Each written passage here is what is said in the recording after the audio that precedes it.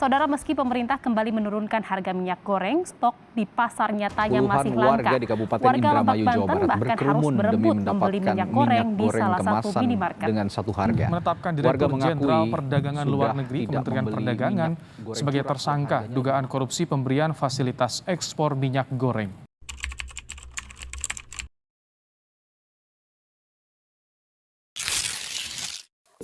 Assalamualaikum warahmatullahi wabarakatuh.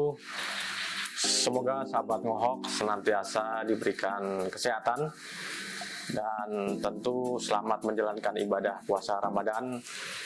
Jumpa lagi bersama channel YouTube Ngohok, Ngobrol Hukum on Konstitusi bersama Profesor Dr. Agus Rono SHMA, yang kali ini akan membawakan tema yang sangat menarik, yaitu minyak goreng dalam perspektif hukum dan konstitusi.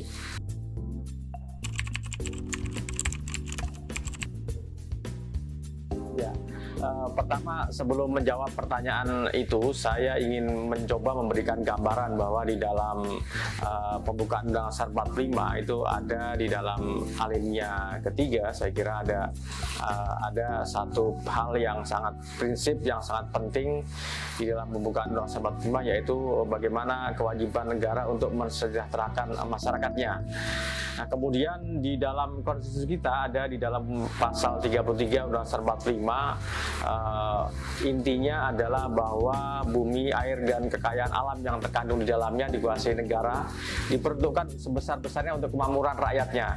Salah satu di antaranya ya tentu adalah yang berkaitan dengan minyak goreng yang saat ini menjadi hal yang harus dipenuhi oleh negara dalam kaitannya dengan ketersediaan minyak goreng gitu.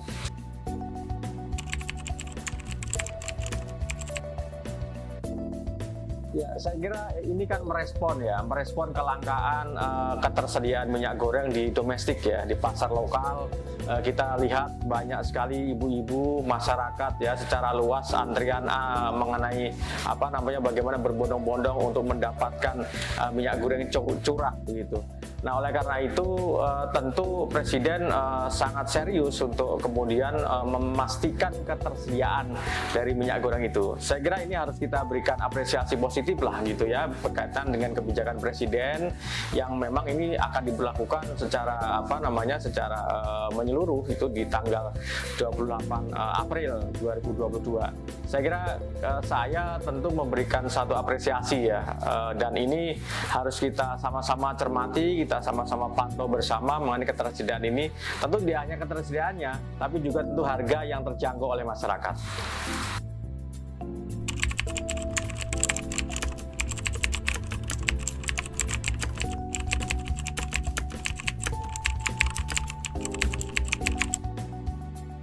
Ya, intinya begini, jadi kan kalau kita bicara mengenai minyak goreng, tentu kita tidak boleh lupakan berkaitan dengan industri ya, industri di bidang kelapa sawit.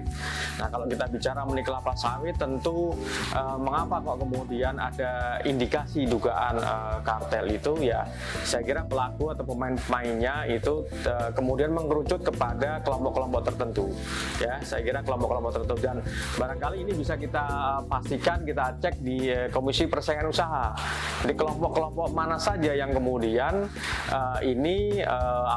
yang bermain berkaitan dengan ketersediaan ataupun kelangkaan dari minyak goreng yang selama ini, yang kemudian setiap tahun itu kan berulang-ulang ya, bahkan sekarang ini menjadi satu puncaknya begitu ya, mengenai kelangkaan minyak goreng yang akhirnya kemudian juga ada instruksi dari Presiden supaya ini pasar lokal harus dipastikan tersedia, dan kemudian Presiden melarang untuk kemudian perusahaan-perusahaan tertentu ya, tidak semuanya saya kira perusahaan-perusahaan itu untuk kemudian melakukan ekspor minyak goreng.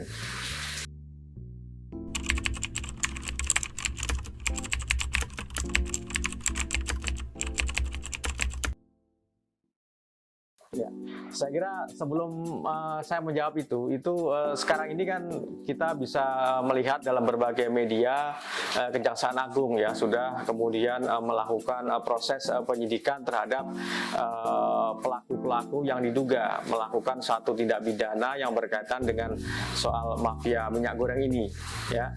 Nah tentu kalau kita cermati ya bahwa apa yang telah dilakukan oleh Kejaksaan Agung, pertama saya mengapresiasi bahwa ini kemudian diantisipasi cepat oleh aparat penegak hukum, ya ini oleh institusi kejaksaan, meskipun institusi yang lainnya juga saya kira bisa melakukan kolaborasi, baik itu KPK maupun aparat penegak hukum kepolisian gitu. Nah khusus mengenai soal kasus yang sedang ditangani oleh penyidik Kejaksaan Agung yang kemudian juga ada dugaan ya melibatkan kartel, praktek kartel dan seterusnya yang berindikasi kepada tindak pidana korupsi, ini memang kita harus mencermati betul di dalam norma ya, terutama pasal 2 dan pasal 3 Undang-Undang Tipikor.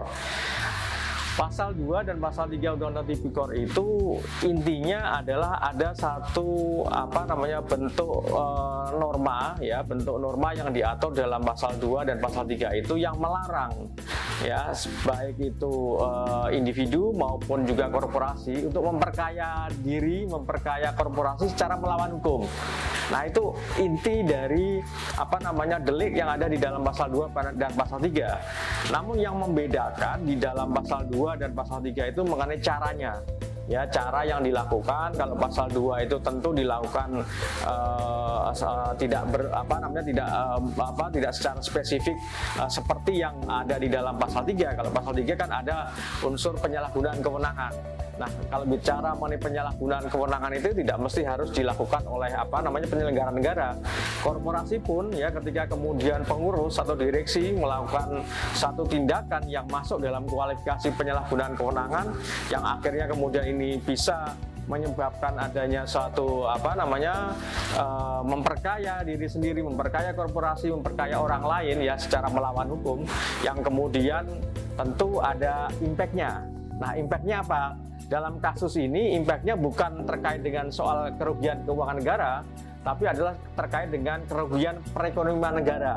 Nah ini yang membedakan ya, dalam kasus tindak pidana korupsi yang sekarang ini berkaitan dengan soal minyak goreng dengan kasus tindak pidana korupsi pasal 2 pasal 3 yang lainnya yang biasanya itu berkaitan dengan soal kerugian keuangan negara.